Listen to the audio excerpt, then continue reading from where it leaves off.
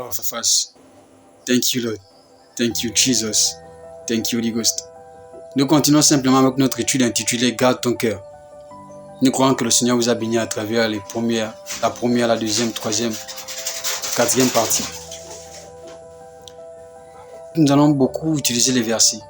Évidemment, c'est très important parce que nous présentons la parole de Dieu et il va falloir évidemment soutenir cela avec la parole de Dieu, c'est-à-dire les versets bibliques, parce que la parole de Dieu est la meilleure source de conviction. La chose qu'on peut faire, après avoir compris tout ce que nous avons eu à citer et expliquer, c'est que faire pour éviter certaines de ces choses. J'aimerais partager 4 points avec vous. Premièrement, donne-toi de la valeur. Que tu sois une femme ou un homme, donne-toi de la valeur. Pour ce qui concerne la femme, je vais par exemple prendre Proverbe chapitre 7 au verset 10 à 12. Ce que la femme fait qui n'est pas correct et ce qu'elle doit faire qui doit être correct à partir de Proverbe chapitre 12 au verset. Donc ces deux versets ici sont en train de nous présenter l'une et l'autre. Une attitude, un problème et une solution. Et donc lorsque nous disons premièrement donnez-vous de la valeur ou donne-toi de la valeur, cela nous amène à qu'il faut éviter certaines fréquentations. Il faut éviter certains lieux. Il faut éviter certaines consommations. Parce qu'on ne donne pas de la valeur à quelqu'un qui ne te donne pas de la valeur lui-même. Valorise-toi toi-même avant que les autres ne te donnent la valeur. Parce qu'aucune personne ne peut te donner la valeur si toi-même tu ne te donnes pas la valeur. Peu importe ta gentillesse, peu importe ta beauté, peu importe tes formes, aussi longtemps que tu ne te donnes pas de la valeur, personne ne le fera à ta place. Deuxièmement, fais la sélection de tes amis. La Bible nous présente, Corinthiens chapitre 15, verset 33, que les mauvaises compagnies corrompent les bonnes mœurs. Et lorsque nous lisons encore Proverbe 18, verset 24, on nous explique que celui qui a beaucoup d'amis les a pour son propre malheur.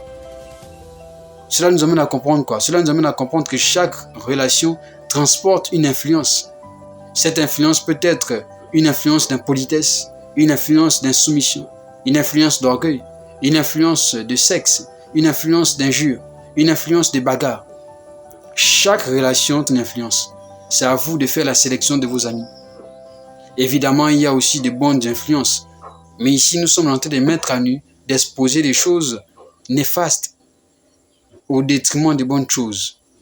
Parce que ce qu'il faut faire, c'est que lorsqu'on vous présente le négatif, il va aussi falloir vous présenter le positif. Et le positif, c'est simplement les relations qui vous emmènent à comprendre les conseils, à apprécier, à respecter, à vous valoriser, à vous aimer vous-même, à aimer autrui. Ça, c'est relation, c'est bonnes amitiés.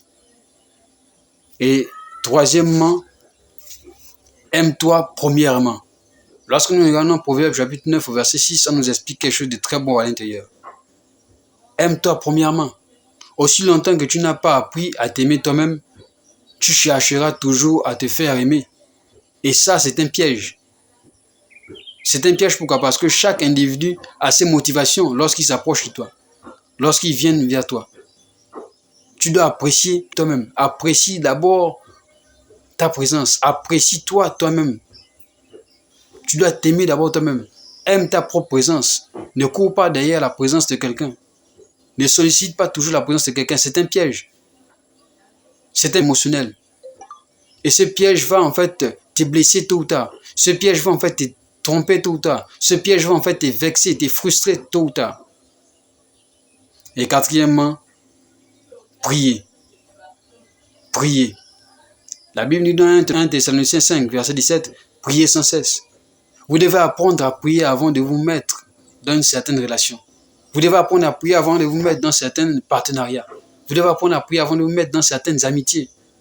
Parce que voyez-vous, le monde est dangereux. Le monde est dangereux. Cela va vous permettre de vous préparer. Pourquoi prier? Parce que cela va vous permettre de préparer votre cœur au futur échec, au futur choc, aux futures trahisons que vous pourriez avoir dans le temps futur. C'est le même cas pour Jésus. Lorsque Jésus a prié toute la nuit et qu'il est parti choisir les apôtres, il était conscient, il savait très bien que Judas allait le trahir.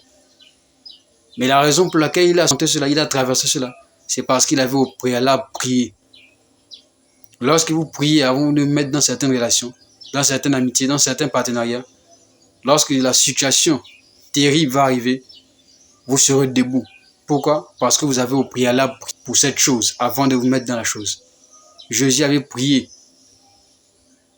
avant d'accepter, avant de prendre pour apôtre Judas. C'est la raison pour laquelle il était sorti victorieux. Et nous croyons que cette étude vous a béni et nous nous arrêtons là, face à face.